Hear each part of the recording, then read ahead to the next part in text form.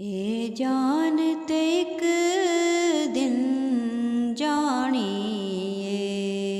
फिर जान बचा के की करना। जेड़ा गैरत वाला मुसलमाए ओने काफरां नूं कर गर्क देना है।